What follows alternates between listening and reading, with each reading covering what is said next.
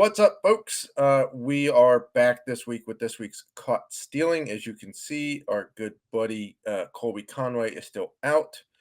He will be, I believe, back next week. So we do have our super sub, again, who is becoming more of like a regular player. He's like a platoon guy now. James Grande. How's it going there, Grande? Uh, right now I've been Julio Franco, and now I'm like, I don't know who, like Luis Rengifo or something. I'm There you go. playing multiple positions, hitting 340. Just casual Luis Rengifo, 2024, but doing well. Ready to talk some baseball. Excited to talk some baseball because there's a lot of news here as we hit the summer months. There is a lot of news. We are officially like a third of the way through the season here. Lots to talk about. No, we're not going to talk about the gambling suspensions. Those are what they are. No point in bringing them up. In which Although, sport? In which sport? Which sport? Because like I mean, they're they're everywhere. everywhere. They're everywhere. Holy Um, cow! there's some bad betters though, man. Tucapito, you should Yeah, learn to bet, man. Like how you're only hitting 4% of your bets. That's not great. Um, that's about it. Even with his average for his career, so that's fair. That's fair. Maybe if you learned to hit a baseball better, you'd get paid more, and then you wouldn't you wouldn't have to bet. Also, I like the fact that you bet on your own team, the Pirates, shows confidence. However, that's not hitting any of the parlays that you bet on your own team, true. It's probably no why. bueno. Probably after a while, like when you realize that you weren't winning any bets, you should stop betting on your own team that wasn't winning many games. That's Yeah. when Also, when you make a Vince Velasquez hype video last year, like that's when you should have stopped betting on the Pirates. that's true. That's true. Also, by the way, props to Pedro Gomez, the actual Pedro Gomez reporter, um, for commenting on the Passon broke the news that That these was guys have been hilarious. suspended. And Pedro Gomez said that, see, that's why you need an interpreter. Yep, that's Excellent response. Um, but with that, speaking of one of the teams that Tucapito played for, the Padres, they lost a duo in their rotation between Yu Darvish and Joe Musgrove for a little bit. The Orioles also lost a duo in John Means and Tyler Wells. And the Astros also have two dudes out for the rest of the year in Christian Javier and Jose Urquidy.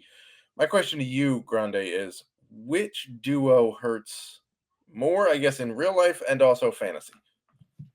so. I think the answer is the same on both fronts. I think it's the San Diego duo Agreed. on both fronts because Baltimore has infinite pitching depth. So like, yeah, Tyler Wells was amazing last year, and John Means' business is good when he's healthy, but that hasn't been the case over the last couple of years, obviously. Um, and again, you look at. I was just actually before the show looking at Baltimore's like rotation, and it's so stupid because like I mean, outside Povich, who made a spot start, like even Sands, Wells, and Means, Burns, Suarez, Bradish, Irvin, Grayson Rodriguez. You put that against like any rotation in baseball, and like there's not a lot of them you'd pick ahead of them, just with how well they've pitched this year. Maybe the So Rays injured pitchers. yeah, maybe there is injured pitchers. That's a fair point, but I do think it's just the San Diego for both fronts. One, Darvish pre-injury and like pre-couple starts pre-injury was obviously on that four-start stretch where he hadn't allowed an earned run, and you don't know if the injury was caused and then like he tried pitching through it and like or he felt a tweak early and he tried to pitch through it and then things kind of hit the rocks or he just faced tough spots because he faced the Yankees in one of those matchups. That's true. And then Musgrove, you know, wasn't having a good year. But when you talk about those removing those two guys from the rotation, well, now you're relying on someone that you will talk about or have talked about in your prospect report over at fantasyalarm.com in Adam Mazur and Randy Vasquez, who was in the Juan Soto deal and has been absolutely not good for San Diego. It's been a limited sample, but he can't get lefties out, and by that Right. I mean at all. Like none, zero, zilch. The numbers are astronomical for left-handed, The and like only way he's getting lefties out is if he lets them on base and then lets the fielders get them out on the yeah. base path.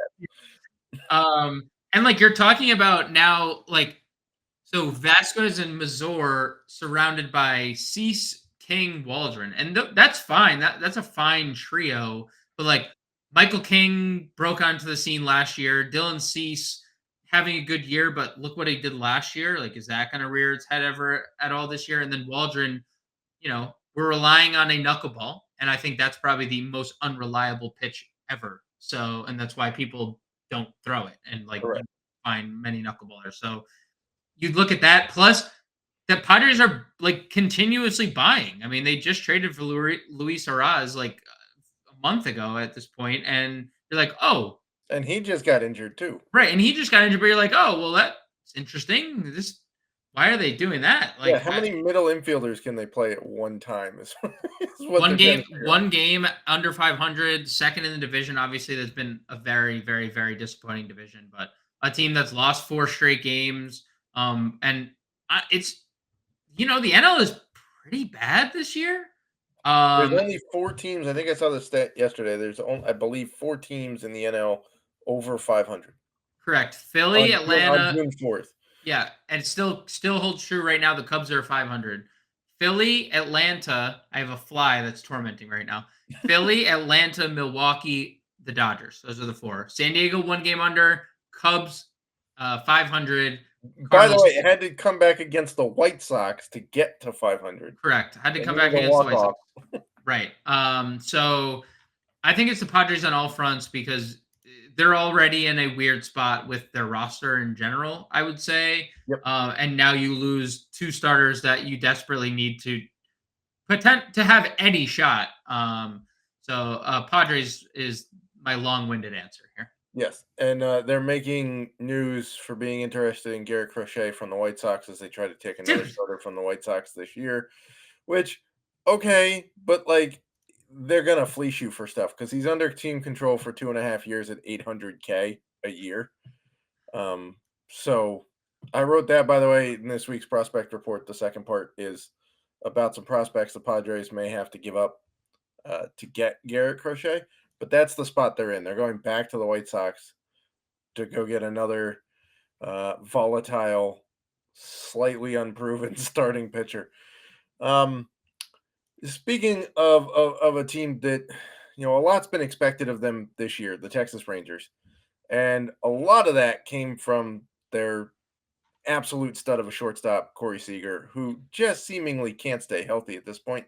He no, it's left bad. yesterday's game. This is Wednesday's game with a hamstring. He pulled up coming into first base lame. I haven't heard the extent of the hamstring, but anytime you're dealing with soft tissue injuries as a recurrence, it's starting to get concerning because he missed some time last year. He I don't remember. Did he already miss time earlier? He started off injured this year, if I'm not Yes. mistaken. Yeah. Yes. There's so many injuries; it's hard to keep them straight at this point, folks. And now we got a hamstring issue for Seager. So what do we? I guess best case scenario is he doesn't go on the IL. Yep. Worst case scenario is it's like a strain and he's out like a month. Worst case scenario is he gets the Rangers Austin Riley him and don't place him on the IL when they should. Or Manny And Machado for the Padres, who never seems to go on the IL, but never seems to play either. yeah. So Bochy said that it doesn't look serious and they're not sending him for any scans or anything. He's going to get a couple days off, and that's where we stand. So on one hand, we take Bochy's word for what it is at this point. On the other hand, everything you just said is factual. He's a player Yes. that has a long list of injuries that predates his Texas days. That's back when he was on the Dodgers, right? Before he signed this massive contract, second massive contract, he has been injured a lot. And he's amazing when he plays. He was just swing for swing with Aaron Judge for like 2 weeks. So, Yeah. and that guy's been better than anyone else in baseball. So, um, you know, Almost better than anybody else in the history of the Yankees in May, to be right. honest. Yes, right. So, I mean, I think that there's obvious concern when you're talking about another injury. Didn't even make it to first base. Like he just straight up pulled up lame. You're like, oh no, that looked terrible.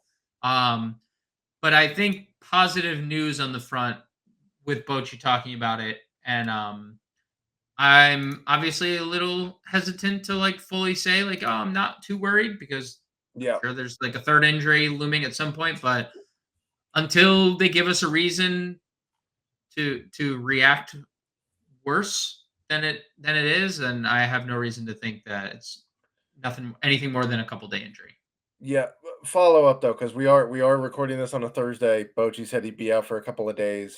That could put it up to Sunday for those of us in weekly leagues. Sure, sure. It's You get Monday lineup block. Would you play if you have weekly? Yeah, if you're in a weekly format, are you playing them on come Monday? If you don't, Probably. what's their? I mean, I guess with before we could just actually have a schedule in front of us here to confirm what Texas schedule is next week. So they don't play Monday. So you wouldn't have to, I guess, technically. And here's an even more unfortunate part. Tuesday, they're in the 10-10 window Eastern time. They're in LA, starting the Tuesday series against the Dodgers. So um, you might have to make a decision Monday. You might, you know, because Texas doesn't play, Yeah. you I'm could make that probably decision Tuesday, but Let me put it this way. There are very few backup shortstops that I would have on my roster that I'd rather play for a week than getting half a week of Corey Seager. I If it agree. truly is a few day injury, I'll probably leave him in. If we hear before Monday that they've sent him for additional scans, I'm not playing him. Yep. We'll leave it at that. Yep. By the way, we did get a sneak peek that Max Scherzer was throwing when baseball or MLB Network went to the Rangers ballpark cam and apparently spied on him and found out that Scherzer was pitching. So there's good news there in Texas. Uh, Moving on to other good news, Gerrit Cole going for a rehab assignment here. Yeah. So we all expect him to come back. It's going to be a pretty decently long rehab assignment because he hasn't had any pitching really of any kind so far this year. Who's now? I know Clark Schmidt is out, right? But when healthy, who is getting kicked out of the Yankees rotation? So I think this is probably the most unpopular thing I'm gonna say ever, as a fan of the team, but I do think it's Luis Heel personally, and You need that's him not. later. You need Yeah, him later in the year. it has nothing to do with Luis Heel and what he's doing right now because he's probably your Cy Young favorite right now. If the season ended today, he probably wins American League Cy Young. Probably. 8-1, 11 strikeouts per nine, 1.82 ERA. He has been amazing. I saw he's like the first pitcher since Fernando Valenzuela, who's thrown 7 straight starts of 6 innings, a win, 6+ strikeouts, and 1 earned run or fewer. I mean, that's the stretch that Luis Heel is on. And like, then you look at Luis Heel, the most innings he has ever pitched in a season is 96. And that was back in 2019 when he was in single A. And it's like, we're already at 69 innings for the year, coming Right. off Tommy John, where he threw 4 innings since 4 innings last year at A ball before obviously like his season ended. He threw 4 innings in the major leagues in 2022 that led to the Tommy John. Like, you just can't not have this guy in the postseason. Correct. And the Yankees have positioned themselves right now to a point where if they play 500, they're winning 95 games. And like, you're still at that point, if you win the division, it'll be a tight race with Baltimore but you're like in the playoffs with 95 wins. If you're just playing 500 from here on out, and I don't think that's what the Yankees are going to do, but ultimately, that all doesn't matter if Clark Schmidt doesn't return till Correct. August. So for the last month of the year, Well, the I Yankees will say that even if Clark Schmidt doesn't return, they may make a move to get like Chase Hampton up and yeah, save Luis Heels or just use Poteet.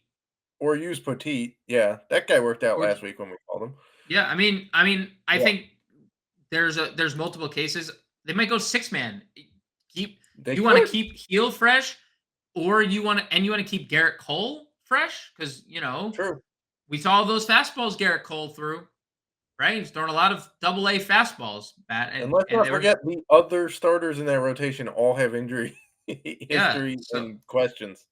So, like Rodon missed yep. basically all of last year with injury. So, um, that's a fair point. Here's another fascinating fact about Luis Gil. He's older than Juan Soto. Yeah, it's crazy. I cannot. I mean, he's Juan Soto just passed yeah. his jersey number like last year. I know that's actually insane. Juan It's Soto's like it's that. Juan Soto's like that player that's you're like, wow, he's been playing for like 10 years. He's got to be like 32, and you're like, he is 25. yeah, he How came many up in years? 2019. So He won the World Series, right? His rookie year? Did he yes, win it his rookie year? Yeah, right. yes, he was called up thanks to the Nationals having like 5 outfielders injured. They didn't wanna call him up. They did, and then he played too well to send him down, and then he was just an absolute stud. Yep. So Here, they here we are. yeah. Um, speaking of outfielders, nice little Wait, transition. Matt. One more Yeah. question. Sorry, I didn't mean to ruin your transition. That's my bad. That's on me, not you. That's me. Would you consider in redraft? Would you consider moving Luis Heel based on the potential that the Yankees have been very out forward saying we are not putting this guy in any type of limit. There's no limit. But that is feels like smoke and mirrors when there's 6 starters available. Right? Like Yeah. when that feels I'm just asking because again, Depends on what you're getting for him. Like, I'm not dumping him just because I fear that in a no, month he's no, not in the rotation. no. Like, You're getting a top tier right, I'm return. making the argument that if this guy stays in the rotation and keeps pitching, you're getting an AL Cy Young Agreed. potential winner plus the at this point, practical shoe-in for AL Rookie of the Year, Yeah. basically. Yes. Um, so yeah, I mean, I would if the price was right, I would make and I had pitching depth, I would make the move. Because obviously, if you wait a little bit and then the Yankees come out and go, "Well, we're getting concerned," now you're not getting value because everybody knows Right. he's getting, shifted out of the rotation or sent down or something. Um, but yeah, we've got some more returns here. Who are you more excited for the return of? Luis Robert or Royce Lewis? This is a tough question because I have both of them on a fantasy team, and I literally them getting activated on the same day was like Christmas. Um, I would say Royce Lewis, but there's a caveat because if Luis Robert gets traded to a better Yes, lineup, that's true. given that the White Sox just apparently can't buy, like they don't want to build around anything, they just want to No, start. they're going to trade a 26-year-old I mean, elite I power mean, hitting outfielder. guy is like gonna like hit if he ever stays healthy like 40-30 in a year. So like the answer is Lewis for now. But I think that can change if Luis Robert is dealt to a lineup that has a little more protection because like he's a free swinger and this isn't like I'm not saying anything new, but like I feel like it's way worse for him because he's like, well, I have Nicky Lopez hitting in front of me and I And have Andrew like Benintendi, literally the worst qualified hitter in the history of baseball. it's like like he's anything thrown anywhere that he thinks is near the zone, he's gonna swing at. So like it's a little Right. heightened. So in that sense, I'm like, I feel like he has a lot of opportunity to just be better. So I'm gonna say Lewis, but if Robert is traded, look out for his upside because just get him out of this White Sox uniform. Yeah, I'm probably with you. Also, third base is terrible, so I Yep. will take the third base eligibility from Royce Lewis. Um, so we're gonna move on here to a little bit of patience or panic. Last week we did the all May edition for guys that were terrible last month. This week doing a couple different things here. With the pitchers, there's a theme. One of them is a guy who can't stay healthy. The other one is just plain bad. Both of them have the same agent, and both of them were signed very, very late. How concerned are we with Blake Snell, even when he is healthy? And how much of a dumpster fire is Jordan Montgomery? So the former, I am actually really not concerned outside of the injury. Obviously, the Correct. injury This is one's a groin, so yeah. I yeah. mean that's concerning. I'm sure we'll learn about it on his Twitch stream coming up, and he'll play a lot of MLB The Show, and we'll learn how bad it is from Snell himself. Yep. Blake Snell, and I think I said this about Pablo Lopez last week, and then Pablo Lopez shoved, and he was great.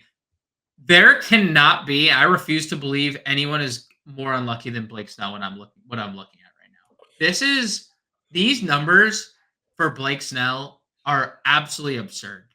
So other than the walks, but it's not like Which he has didn't always walk. been a problem. He walked 5 guys a game, 5 guys per 9 innings last year and won a Cy Young. So like I'm Yeah. not By the way, does this mean he's cashing in all of his karma from last year? This year, like, possibly is it possibly just regressing to the mean in extreme ways with Blake Snell? kind of like it did after his first Cy Young. Yeah. Yeah. So Blake Snell, strikeouts exact same as it was last year, right? Obviously, ballpark. You can even say a little bit of an upgrade, even though San Diego was elite. The home runs have obviously been a little bit of a concern for Snell. Um, dude, and then you start talking about some of the like the 9 ERA is obviously a concern. But then you look at some of these peripheral numbers. These are crazy, crazy. 406 BABIP is just not real. That is just so unlucky. Everything for the people who don't know, batted balls in play, right? People they're hitting 406 against him. That is not sustainable. That is just everything being hit is finding a hole, right? Yep. Everything.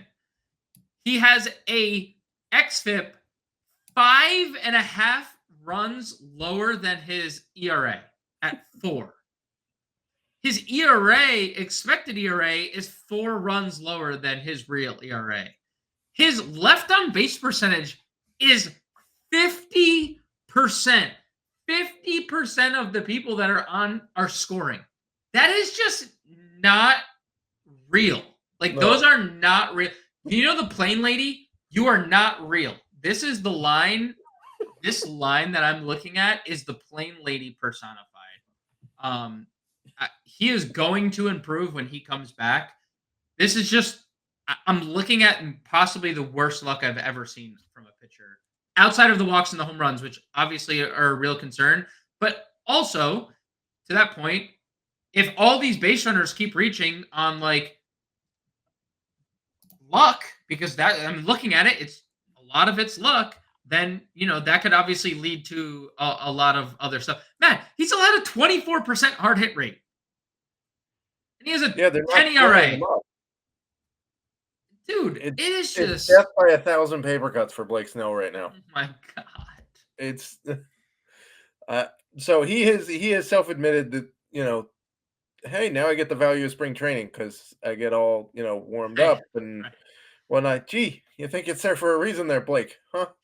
Um, I don't know. Maybe fire your agent who did a terrible job. Yep. And but hey, with those opt-outs, at least you have a place to go next year because you're not opting out this year for sure. Sure. And Jordan Montgomery got booed off the mound Yeah. Wednesday night in his last start for the Diamondbacks. I think it was 7 earned in 2 innings. just not great. By the way, the rest of the pitching staff, very solid for the Diamondbacks. They only allowed Yep. 2 runs in the other 7 innings. Yep. So, he's been getting wins. That's mainly because he's gotten an absolute boatload of run support because his 6.8 ERA should not be producing multiple wins. It just shouldn't. Um, so I don't know if he's really missing spring training because he did get some rehab starts in minor leagues and looked pretty decent in those. Obviously, you're talking about a World Series winner beating up on minor league hitters. Um, if he hasn't gotten like if he and Gabby Moreno aren't on the same page in terms of pitch sequencing or what, I don't know, but it's been painful for a guy who I know a lot of people were pretty high on once the Diamondbacks signed him to be their fourth starter. Obviously, Gallen's been injured. Um, Erod's not pitched yet. He's been injured with a lat thing. Now you got Jordan Montgomery is being terrible. Um, so we'll see. I mean, at this point, I would drop Jordan Montgomery Yes. Outright. because there's no value to keeping that guy. I know he's getting run support, but the Diamondbacks offense, as we talked about last week, is very shaky. So far. Um, so yeah, I would drop Jordan Montgomery. And then the third Boris client I want to talk about today, Cody Bellinger. We all expected when he re-signed with the Cubs, a place where he had an absolute masterful 2023 season, that he would just be perfectly okay going back there. Hasn't been the case. The slash line, not anywhere close to what it was last year. The power is okay. 8 homers so far. Not not too bad. That puts him basically on pace with last year. The counting stats, little down. Steals are not there.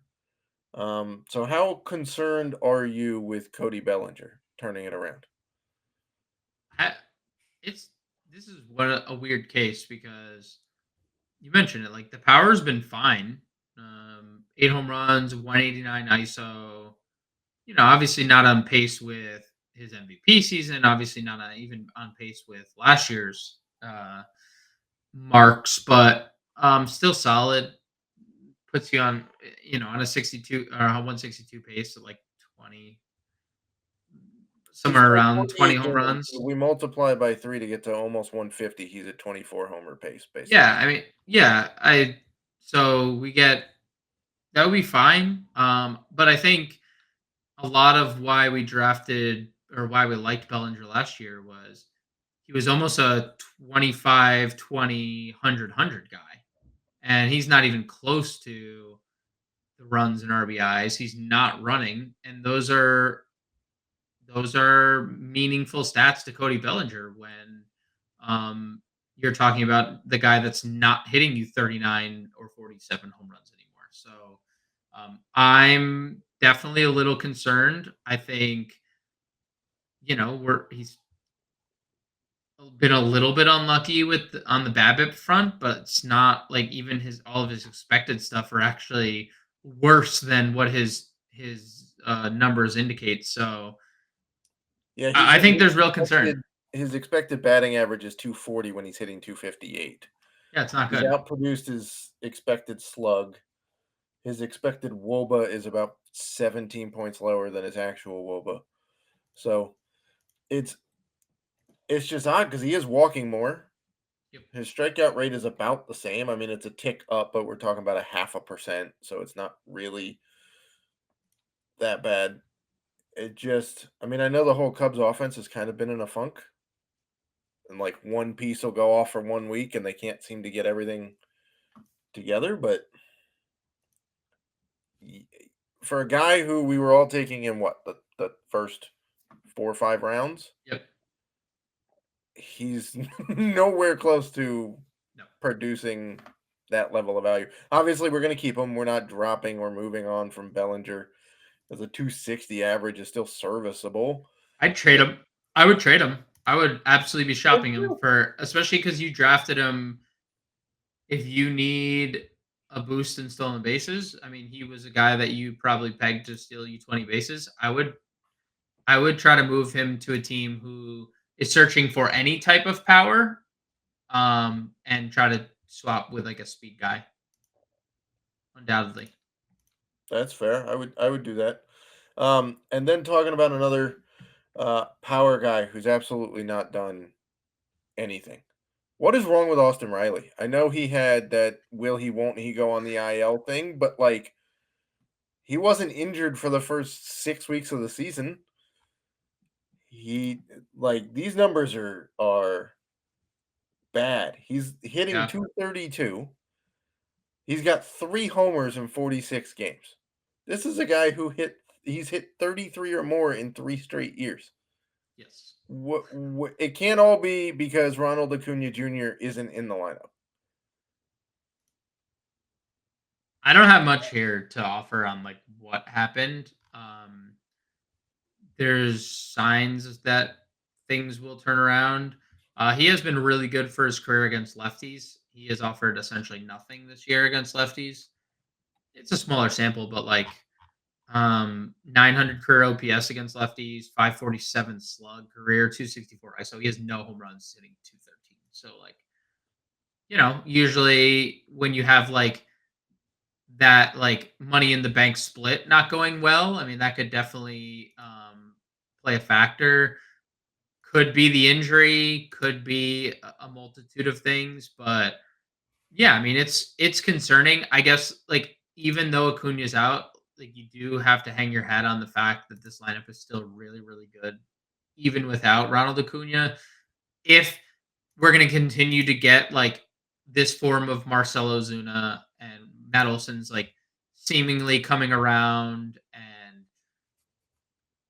we got Sean Murphy back from IL, so things are trending fine for Atlanta. Obviously, the Acuna loss hurts, but um, it's not great. I'm obviously concerned if there's something you can upgrade in terms of power, because again, another guy you drafted, you just talked about. He hit 33 home runs for 3 straight years, 33 or more uh, home runs in 3 straight years. If you are looking for power, well, that's not what Austin Riley's giving you right now. You can move on and look for something out there.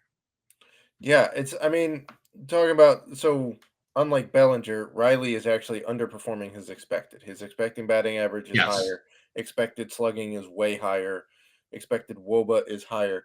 He's walking the same as he always has. His career walk rate is basically 8.0, which is what he's doing now.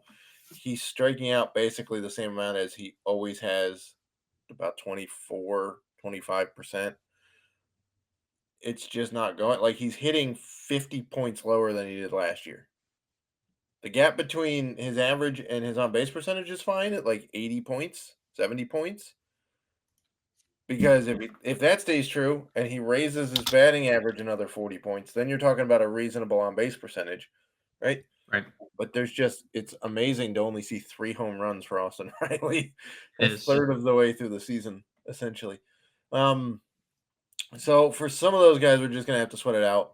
I'm not dropping again. If somebody wants to offer you a trade for Austin Riley in the hopes that they can take advantage of whatever hot streak he goes on, at this point, I'd be fine with it.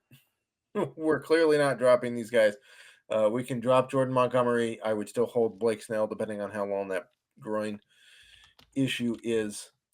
And lastly, we're going to wrap up here like we usually do in the late week podcast. We're going with waiver wire and streamer ads. I'll let you lead off here for your pick for the waiver wire.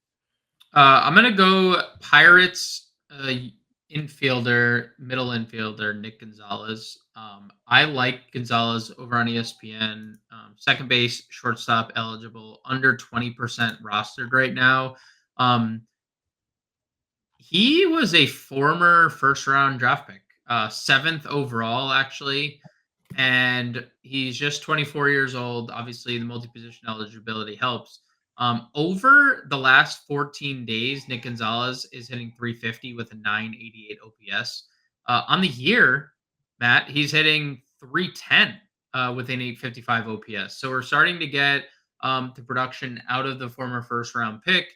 The runs, 20 RBIs in 23 games is a really, really good number. It's really good. Obviously, yeah, that's almost, you'd probably lead the league if that was over a 162 game sample. But um, the stolen base, a little speed, 2 stolen bases to the first 23 games. He has 9 extra base hits overall, three of them leaving the yard. So I really like getting Gonzalez at, second and short can be kind of a shallow fantasy position. So because he has that multi-position eligibility, because he's so low rostered, I would jump on your waiver wire today and grab Nick Gonzalez.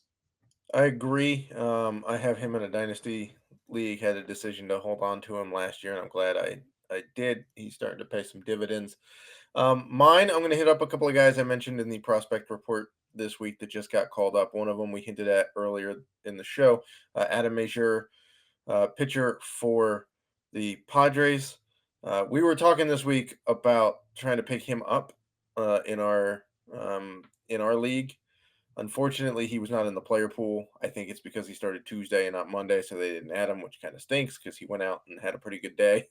And now it's going to cost a decent amount on waiver wire.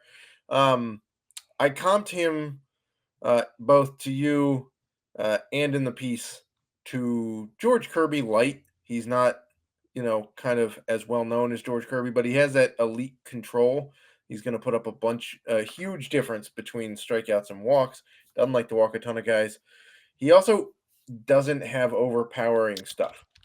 So he can get you a decent amount of strikeouts, but it's not like ace level stuff. He's kind of a mid-rotation control guy for you.